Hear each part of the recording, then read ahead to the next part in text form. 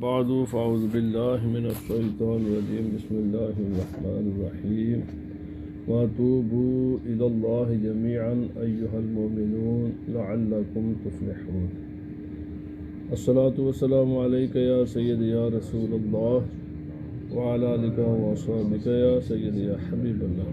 حضرات، آج نیا باب ہے، باب التوبہ۔ سب سے پہلے تو اس کا معنی سمجھ لیں، اس کے جو بنیادی احکام ہیں وہ سمجھیں، اور اس کے بعد قرآن حکیم کی آیات اور احادیث نبویہ پیش کی جائیں گی۔ توبہ کا لغوی معنی ہے واپس آنا۔ تو اس کا معنی پھر جو شرعی معنی کے ساتھ اس کی مطابقت یہ ہے کہ انسان ایک ایسے راستے پر چل رہا ہوتا ہے۔ چلنے کا معنی یہ ہے کہ اس کے جو 24 گھنٹے ہیں، یہ پورا زندگی جو گزرتی ہے، اس کا تمام احوال یہ چلنا ہی ہے، کیونکہ انسان ایک منزل کی طرف، چاہے اس کا اپنا اختیار ہے یا نہیں ہے، یہ زندگی کا سفر رواں دواں ہے، یہ چل رہا ہے۔ تو ایک ایسے راستے پر چل، چونکہ زندگی کے بے شمار ڈائمینشنز ہیں مختلف اس کے، تو اس میں سے کچھ ایسے انسان کے کام ہوتے ہیں یا اس پر ایک ایسا وقت گزرتا ہے کہ جو اللہ رب العزت اس کو پسند نہیں فرماتا۔ خدا کی بارگاہ میں وہ جو وقت گزرتا ہے وہ پسندیدہ وقت نہیں ہے خدا کی نگاہ میں۔ تو توبہ کا معنی یہ ہوتا ہے کہ آدمی اس وقت کو، اس چیز کو چھوڑ دے اور اس کو استعمال کرے اس کام میں کہ جو اللہ کا پسندیدہ ہے، جس انسان سے اللہ رب العزت راضی ہو اور اس کی دنیا اور آخرت بہتر ہو جائے۔ تو اس کا معنی یہ ہے کہ واپس آ جاؤ اس کام کی طرف کہ جو اللہ رب العزت کو کام بندے کی طرف سے پسندیدہ ہے۔ تو یہ معنی ہوتا ہے توبہ کا۔ توبہ کی علماء نے کہتے ہیں کہ چونکہ حق ہیں دو قسم کے، بندے پر ایک اللہ رب العزت کے حقوق ہیں، اور ایک بندے پر انسانوں کے اور باقی جو اللہ کی مخلوق ہے اس کے حقوق، مطلب جانور ہے، باقی جتنے بھی مخلوق ہے اس کے بھی کچھ حقوق ہے، اور بندے پر اللہ کے بھی حق ہیں۔ اگر انسان سے کوتاہی ہو جائے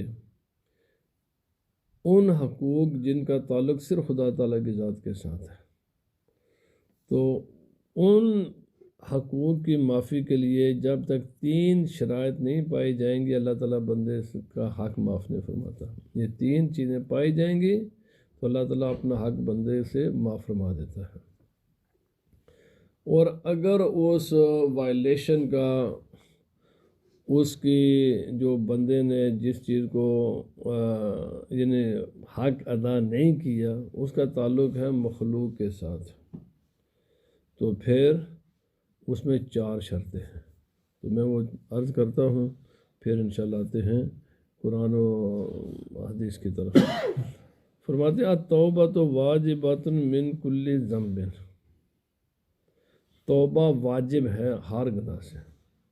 پہلی بات تو یہ سمجھ لیں کہ توبہ کا حکم کیا ہے۔ توبہ آیا کوئی اختیاری چیز ہے کہ انسان کی مرضی ہے کرے یا نہ کرے؟ تو اس کا جواب ہے نہیں، یہ اختیاری چیز نہیں ہے، یہ واجب ہے، یہ اسینشل ہے انسان پر کہ انسان توبہ کرے، برے راستے سے ہٹ جائے اور اچھے راستے پر آ جائے، یہ واجب ہے۔ اس کا پہلا حکم تو یہ ہے کہ توبہ شریعت میں واجب ہے، یہ کوئی خوبی نہیں ہے، یہ ذمہ داری ہے۔ فَإِن كَانَتِ الْمَعْصِيَةُ بَيْنَ الْعَبْدِ وَبَيْنَ اللَّهِ تَعَالَى لَا تَتَعَلَّقُ بِحَقِّ آدَمِيٍّ فَلَهَا 3 شروط۔ اگر معصیت نافرمانی کا تعلق وہ بندے اور خدا تعالیٰ کے ساتھ ہے، کسی بندے کے ساتھ اس کا تعلق نہیں ہے، تو پھر توبہ کی معافی کی 3 شرطیں ہیں۔ فرمایا حدها ان يقلع عن المعصیہ، اس کی ڈیفینیشن کیا ہے؟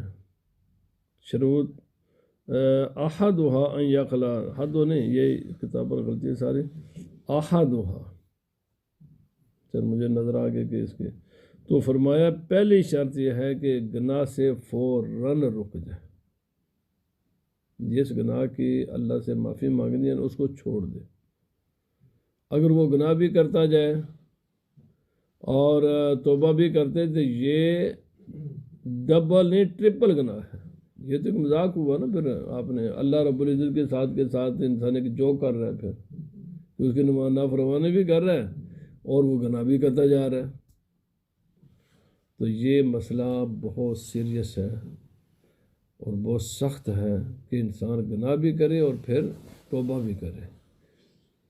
یہ مسئلہ یہ جنہیں گناہ کرنے سے ڈبل ہے یہ مسئلہ۔ تو پہلا یہ ہے کہ اس گناہ سے فوراً رک جائے، سٹاپ کر دے اس کو۔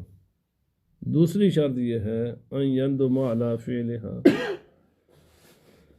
جو کچھ توبہ سے پہلے اس سے وہ گناہ ہو چکا اس پر وہ جو نا ندامت فیل کرے دل میں، ریگریٹ، شرمندگی، یہ تسلیم کرے کہ مجھ سے غلطی ہوئی ہے، مجھ سے اپنے رب کی نافرمانی ہوئی ہے اور یہ بہت برا کام میں نے کیا ہے، یہ جو کچھ میں نے کیا یہ کوئی اچھا کام نہیں کیا۔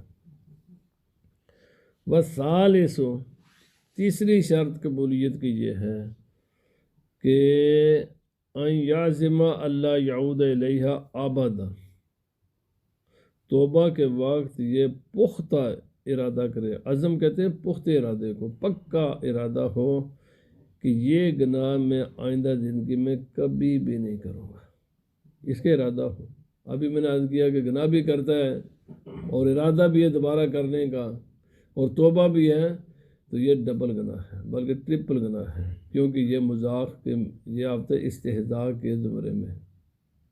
استہزاء تو بندہ نہیں پسند کرتا، خدا تعالیٰ کیسے پسند فرمائے گا؟ جب بندے سے مذاق کیا جائے، اب ماں باپ یا کوئی بھی انسان کسی کو منع کرے، اچھا میں رک بھی جاؤں گا اور پھر سامنے ہی پھر دوبارہ کرتا ہے، پھر دوبارہ سامنے، تو آپ کا غصہ پہلے سے زیادہ ہوگا یا کم ہوگا؟ کامن سینس سے جب آپ نہیں پسند کرتے کہ جس کام سے آپ کسی کو منع کریں وہ آدمی یہ بھی کہ ٹھیک ہے میں رک بھی جاؤں گا اور پھر آپ کے آنکھوں کے سامنے دوبارہ بھی کرتا رہے، تو ظاہر بات ہے یہ تو بہت زیادہ غصہ دلانے والی بات ہے۔ تو فرمایا فَإِنْ فَقَدَ أَحَدُ الثَّلَاثَةِ لَمْ تَصِحْ تَوْبَتُهُ، تین شرطوں میں سے ایک بھی اگر نہ پائے گی تو توبہ نہیں ہوگی، پھر جو کی ہے پھر ایک مذاق ہے خدا تعالیٰ کے ساتھ، پھر یہ توبہ نہیں ہے۔ توبہ اللہ رب العزت کے متعلقہ جو گناہ ہیں بندوں سے، اس گناہ کا تعلق مثلا نماز نہیں پڑھے، اس کا بندے کے ساتھ تعلق نہیں، یہ اللہ رب العزت کے ساتھ ہے۔ یہ گناہ معاف تب ہوگا کہ جب یہ تین شرطیں پائی جائیں گی، لیکن اللہ رب العزت کے ساتھ جن گناہوں کا تعلق ہے وہ دو طرح کے ہیں۔ ایک وہ ہے کہ جن کی تلافی کا امکان موجود ہے، ایک وہ ہے کہ جن کی تلافی کا کوئی امکان نہیں ہے۔ جن کی تلافی ہے پہلے ان کی تلافی کرے، سب سے پہلے ان کی تلافی کرے، اس کمی کو پورا کرے۔ مثلا اگر نماز قضا ہو، یہ پہلے نماز قضا کرے، اس کے بعد یہ تینوں کام کرے، کیونکہ اس کی تلافی تو ہے نا، اس کی قضا ہے۔ روزہ نہیں رکھ سکا تو روزہ پہلے رکھے، پھر اللہ سے معافی مانگے۔ لیکن بعض ایسے گناہ ہیں کہ جن کی تلافی نہیں ہے، وہ اللہ کا حق ہے۔ مثلا انسان نے شراب پی لی ہے، شراب پینے سے کسی کے انسان کا رائٹ تو متاثر نہیں ہوتا، یہ اللہ کا حق ہے کہ انسان حرام چیزیں نہ کھائے۔ اب ایک انسان سے ہو گیا یہ گناہ تو اس کی تلافی کیا ہے؟ اس کی کوئی تلافی نہیں ہے، زنا ہے اس کا کوئی تلافی نہیں ہے۔ تو جس گناہ کا تعلق اللہ رب العزت کے ساتھ ہو اور اس کی تلافی کرنا ممکن نہ ہو تو وہاں بس یہ تین کام کافی ہیں۔ لیکن جس کی تلافی ہے تو وہ پہلے تلافی کریں گے۔ زکوٰۃ نہیں دی تو پہلے زکوٰۃ دیں گے، نماز قضا ہوگی تو پہلے نماز قضا کریں گے، سمجھ آ گئی؟ تو یہ شروط ہیں۔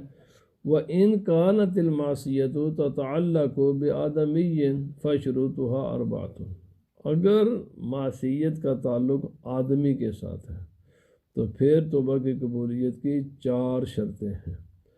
ہذہ الثلاثہ، ابھی جو میں نے 3 کیے نا، یہ تینوں کی تینوں یہاں بھی پائی جاتی اور اسی طرح پائی جاتی جیسے اللہ کے ساتھ ہے۔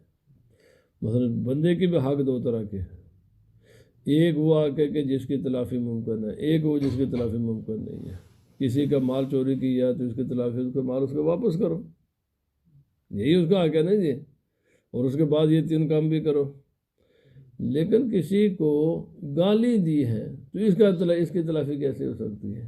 گالی کی تو کوئی تلافی نہیں ہے، بندے کے ایک رائٹ آپ نے متاثر کیا پر وہ اس کا ہے کچھ بھی نہیں نا، تو اس کے لیے پھر یہی چاہ رہی ہے۔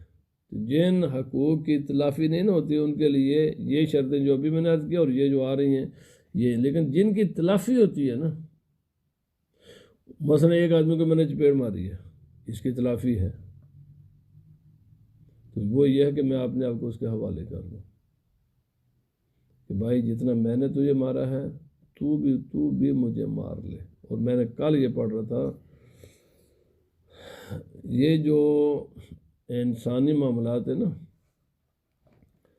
اس میں کسی بالغ انسان کو، چاہے مرد ہے یا عورت ہے، کوئی بھی ہے، کسی کو فزیکل سزا دینے کی صرف حکومت کو اجازت ہے شرعاً۔ فزیکل مثلا اس کو کسی قسم کی، وہ تھوڑی ہو یا زیادہ ہو، صرف شوہر کو وہ بھی بڑی بہت زیادہ پابندیوں کے ساتھ، یہ جانوروں کی طرح جس طرح لوگ عورتوں کو پیٹ دینا، اس کی قطعاً اسلام میں اجازت نہیں ہے۔ اور اتنی اس پر پابندیاں ہیں ان چیزوں پر، اس شریعت میں اتنی پابندیاں ہیں کہ آپ کتاب پڑھیں انسان کا جسم کانپ جاتا ہے، کتنی پابندیاں ہیں۔ کوئی انسان جو بالغ ہے اس کو فزیکل سزا دینے کی اجازت صرف گورنمنٹ کو ہوتی ہے شریعت میں، کسی انسان کو اجازت نہیں ہے وہ ذرا ایسا ہاتھ بھی لگائے کسی کے ساتھ۔ یہ میں نے کہا پوری یہ بحث پڑھی ہے شریعت میں، اس کا حکم کیا ہے صرف۔ اور یہ برٹش میں نے قانون بھی چونکہ میں نے کورس کیا تو اس میں یہاں بھی اسی طرح کے قوانین ہیں کہ ماں باپ بڑی سختی کے ساتھ، ایک پابندیوں کے ساتھ اولاد کو، وہ بھی ادب کی نیت کے ساتھ، اس بچے میں کوئی ایسی اخلاقی کمزوری، اس کمزوری کو دور کرنے کی نیت کے ساتھ بچوں، اور وہ بھی بہت محدود اس سے پیمانے پر اجازت ہے۔ اسی طرح استاد شاگرد وہ بھی بڑی محدود، انتہائی محدود پیمانے پر اس کی اجازت ہے، اور بہت ساری پابندیاں اس پر، اور میں نیت بہت بڑی چیز ہے جو کہ آج کل نہیں پائے۔ نفس کے لیے کسی انسان کو مارنا، چاہے ماں باپ ہوں اپنے اولاد کے، یا استاد ہو اپنے شاگردوں کو، یا شوہر بھی، یہ سب ناجائز ہیں شرعاً۔ اور ویسے جو باقی ان کے علاوہ وہ انسان جیسے آپ ہیں، میں ہوں، ہم سب ہیں، تو فزیکلی کسی کو ہاتھ لگانا شرعاً منع ہے، شریعت میں ممانعت، اور یہ صرف حکومتوں کی اجازت ہے کہ کسی انسان کو شرعاً وہ ان کو فزیکل سزا دے۔ کسی انڈیویجول کو، کسی انسان کو یعنی اس طرح کا نقصان پہنچانا جسے اس کو جسمانی تکلیف ہوتی ہو، یہ کسی کو اجازت نہیں۔ تمام آزاد انسان اللہ نے آزاد بنائے ہیں، اور ان کی اچھا یہ نہیں ہے کہ ان کو فزیکلی نہیں، ان کو کسی قسم کی اورل یعنی ہارٹ کرنا فیلنگ، یہ بھی اجازت، یہ تو بالکل اجازت نہیں ہے، یہ تو حکومتوں کو بھی اجازت نہیں ہے، مگر گال دینے کی حکومت کو بھی اجازت نہیں ہے۔ پوری گورنمنٹ مل کر بھی نہ کسی انسان کو گال نہیں دے سکتی، فزیکل ساتھ دینے کی اجازت ہے، لیکن اس کی عزت کو نیچے کرنے کی گالی کے ذریعے، گفتگو کے ذریعے، یہ اجازت حکومتوں کو بھی نہیں ہے۔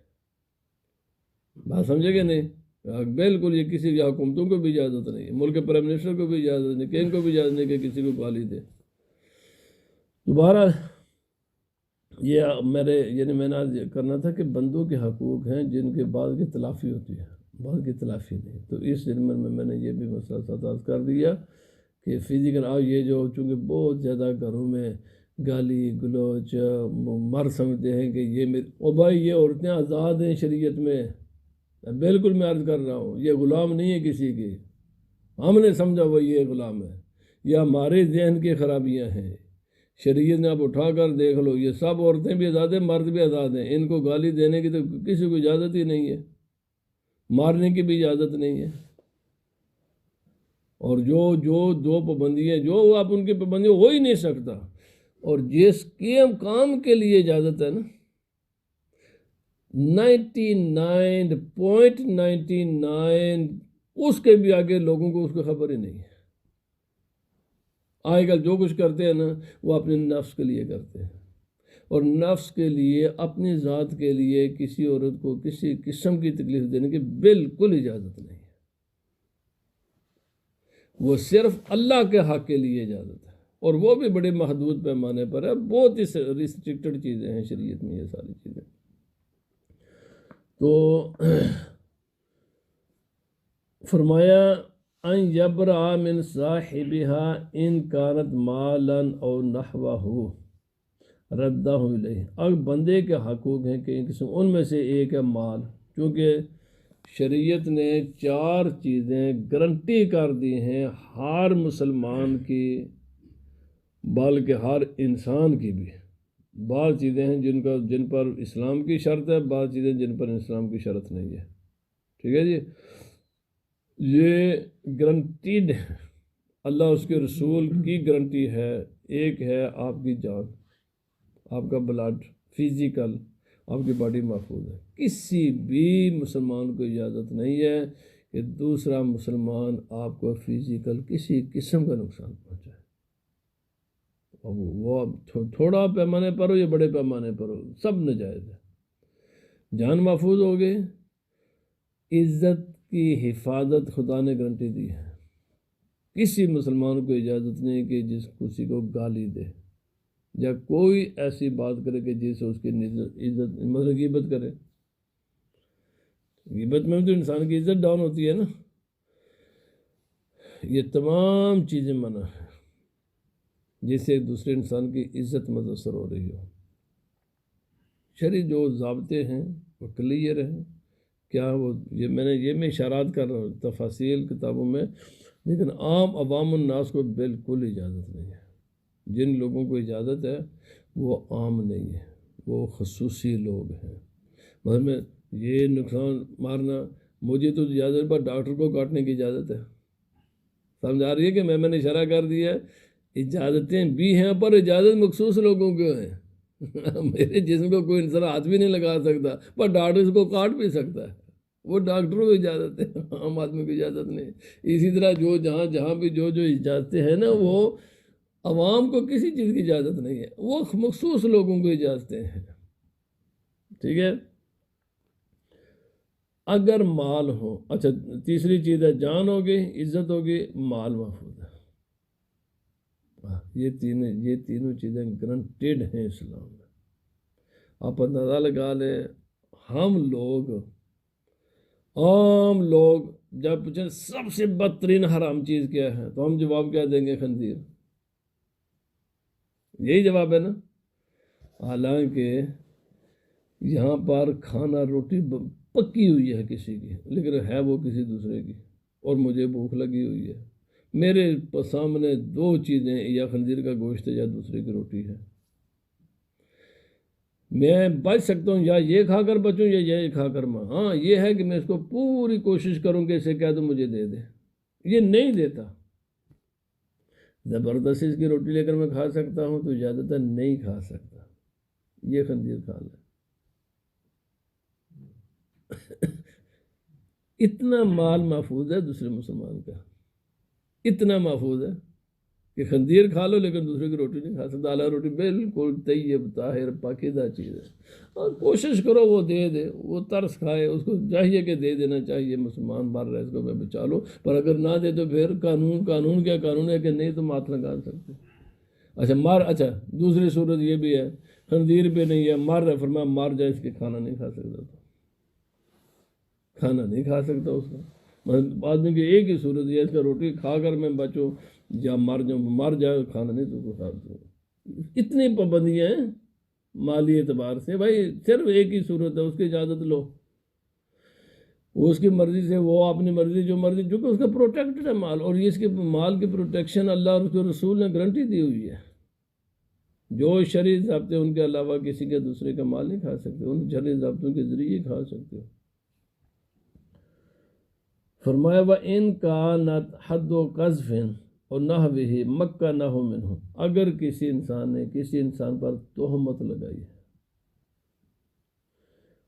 تو تہمت کو خاص کر کے زنا کی تہمت کوئی کسی قسم کی بھی نہیں، جب تک جو شرعی ضابطے ہیں نا کسی انسان کے پاس، جب تک وہ ضابطے پورے نہ ہوں تو انسان کو کسی انسان پر تہمت نہیں لگانی چاہیے۔ زنا کی تہمت، زنا کو ثابت کرنے کے لیے 4 عینی گواہ جنہوں نے ان آنکھوں کے ساتھ کلیئرلی زنا کرتے ہوئے دیکھا ہے کسی انسان کو، جب تک یہ 4 وہ زنا کی تہمت کس کو نہیں لگا سکتا۔ اگر لگا دے تو پھر اس کا مسئلہ کیا ہے؟ اس کا مسئلہ یہ ہے، چونکہ عزت محفوظ ہے نا جی، تو اس کا مسئلہ یہ ہے کہ اس کو کہا جائے گا یا 4 کلیئر گواہ لے کر آؤ، نہیں لا سکے تو پھر 80 کوڑے کھانے کے لیے تیار ہو جاؤ، اور صرف 80 کوڑے بھی نہیں ہے، ساتھ فور لائف اس کی شہادت مردود ہو جاتی ہے، یہ پوری زندگی کسی بھی مسئلے میں گواہ نہیں بن سکتا یہ، کیونکہ اس کا جھوٹا ہونا ثابت ہو گیا۔ جب اس کا جھوٹ ایک مرتبہ زندگی میں ثابت ہو گیا تو دوبارہ کسی مسئلے میں بھی اس کی بات کو نہیں مانا جائے گا۔ خدا تعالیٰ نے فرمایا آبادہ، پوری زندگی اس کی کسی مسئلے میں اب گواہ نہیں بنا سکتا، کسی بھی مسئلے میں گواہی دے کر رد کر دی جائے گی۔ ایک مسئلے میں یہ گواہی دے سکتا ہے، میرا خیال ہے وہ رمضان کے چاند کے سلسلے میں گواہی دے سکتا ہے، اس کے علاوہ کسی مسئلے میں یہ گواہی نہیں دے سکتا۔ تو اگر کسی نے یہ کام کر دیا تو پھر کیا ہے؟ ثابت نہ کر سکے اپنے آپ کو حوالے کرے، قانون کے حوالے کر دے اپنے آپ کو، اور جو بھی قانون کے مطابق سزا برداشت کر لے یا معافی کر لے۔ ہاں، چونکہ اس کا رائٹ وائلیٹ کیا ہے نا جی، تو اس سے معافی مانگ لے، وہ معاف کرے گا تو پھر تو فرمایا یا تو اپنے آپ کو حوالے کر دے قانون کے۔ اسی طرح یہ سب کام، کوئی بھی قسمت چوری کی تو اس کو ثابت کرنے کے بھی ضابطے ہیں۔ اسلام میں قانون شہادت بہت سب سے لمبی آیت قرآن پاک کی جو ہے نا، پورے قرآن پاک میں سب سے لمبی آیت قانون شہادت کے بارے میں ہے، اور مالی معاملات کے بارے میں، یاد رکھ لیں۔ تو فرمایا یا تو اگر تم کیس ثابت کر دو، نہیں کر سکے تو پھر اپنے آپ کو حوالے کر دو سزا کے لیے، یا اسے معافی مانگ لو۔ وَإِن كَانَتْ غِيبَةً اسْتَحَلَّهُ مِنْهَا، اگر کسی نے کسی کی غیبت کی ہے، ظاہر بات ہے غیبت تک کوئی تلافی تو ہو نہیں سکتے، اس کی ایک ہی ہے، اگر غیبت جس کی غیبت کی ہے وہاں تک اس کی بات پہنچ گئی ہے تو پھر اسے معافی مانگے۔ اگر اس تک بات نہیں پہنچے تو پھر یہ خود ہی اپنے گھر پر، ہاں اگر پہنچے تو پھر معافی کے سوا کوئی چارہ نہیں ہے، اس سے معافی طلب کرنی پڑے گی جس کی غیبت کی ہے۔ اگر نہیں پہنچی تو پھر گھر پر ہی اپنے بیٹھ کر اللہ سے معافی مانگ لے۔ اور فرمایا یاجب ان یتوب من جمیع الذنوب، ہر قسم کے گناہوں سے توبہ کرنا واجب ہے۔ فَإِن تَابَ مِن بَعْدِهَا صَحَّ تَوْبَتُهُ عِندَ أَهْلِ الْحَقِّ، اگر کسی ایک یا ایک سے زائد گناہوں کی توبہ کی اور باقی گناہ سے توبہ نہ کی تو آیا اس گناہ کی توبہ قبول ہے یا اس گناہ کی توبہ قبول ہے؟